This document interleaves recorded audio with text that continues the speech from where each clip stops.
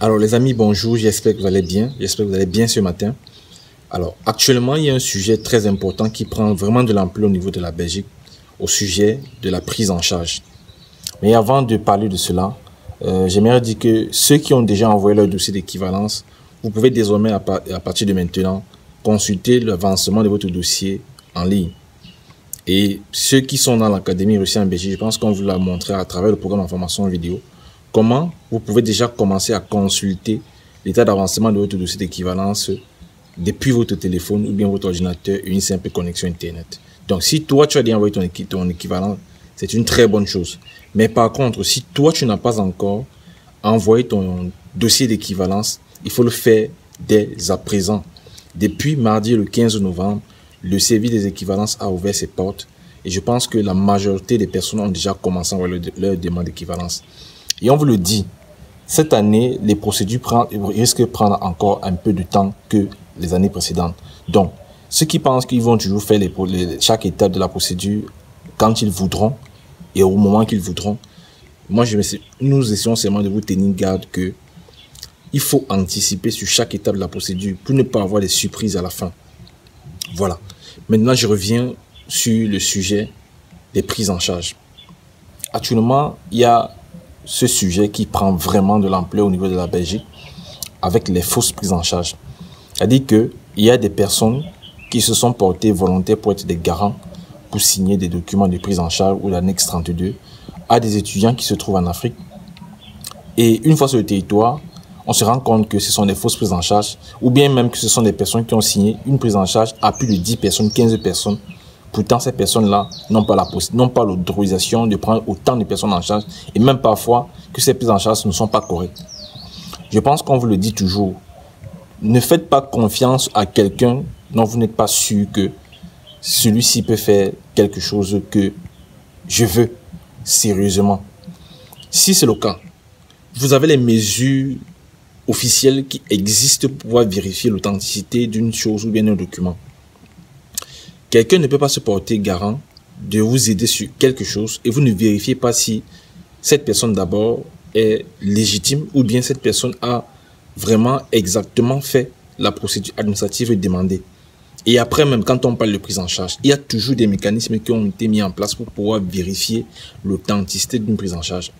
C'est vrai, quand on parle de la Belgique au niveau de la prise en charge, on dit souvent que quand on signe la prise en charge, on ne met pas directement la mention solvabilité suffisante sur la prise en charge. C'est après avoir envoyé votre dossier de demande de visa au niveau de l'office étranger que on essaie d'étudier, ou bien à l'ambassade, on essaie d'étudier la solvabilité de votre garant.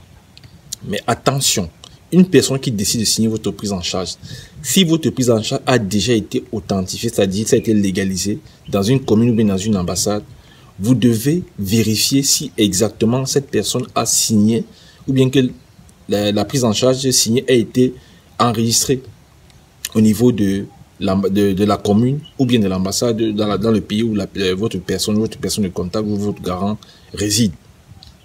Donc, ces personnes qui se portent garant de prendre des étudiants en charge, sachant que ils vont falsifier des documents pour fournir des faux documents des étudiants, pour que après, c'est ces mêmes personnes-là qui fournissent des documents aux étudiants et ces étudiants iront faire des demandes de visa et pour la plupart, même parfois n'ont pas de visa, ou bien ceux qui ont pu arriver sur le territoire, après se rendre compte que ces prises en charge sont des fausses prises en charge. Et maintenant, ce qui se passe, c'est quoi? Actuellement, ce qui se passe, c'est que beaucoup d'étudiants sont en train de recevoir des ordres de quitter le territoire, des OQT. C'est-à-dire que vous avez l'obligation maintenant de quitter le pays parce que vous avez fourni des faux documents dans votre pièce et vous avez obtenu un visa. Ce type d'erreurs, ce sont des erreurs à ordre diplomatique. Ça veut dire que vous ne pouvez pas voyager avec des faux documents. Je ne dis pas que vous êtes au courant de cela. Vous êtes parfois, pour la plupart, inconscient de tout ce qui se passe.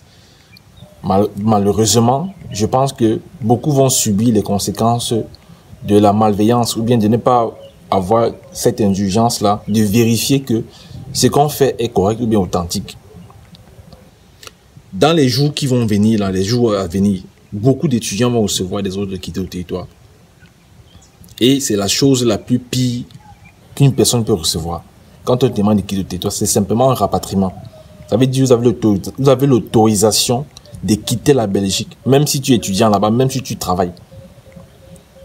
Et c'est pour cela qu'on vous le dit toujours, que de confier cette procédure à quelqu'un qui veut bien vous aider, mais qui n'a pas la volonté.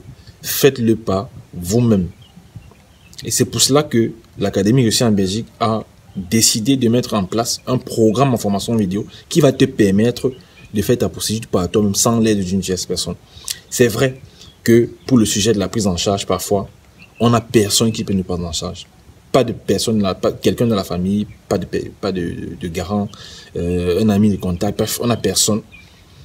Et parfois, la solution qui vient après, c'est que on veut payer quelqu'un qui peut après nous prendre en charge en contrepartie, bien sûr, d'une rémunération. C'est vrai. Mais ça ne vous donne pas le droit de penser que parce que cette personne, vous avez payé cette personne, forcément cette personne peut vous signer une prise en charge authentique et vérifiée. Vous devez vous-même vérifier que c'est vrai. C'est pareil même que pour les équivalences de diplôme. Quand vous fournissez quelque chose, il faut essayer de vérifier si c'est vrai. Pourquoi vous ne prenez pas souvent la peine d'appeler, d'écrire des mails, de chercher à savoir si exactement le service que vous avez demandé a été fait, ou bien que c'est fait même et enregistré.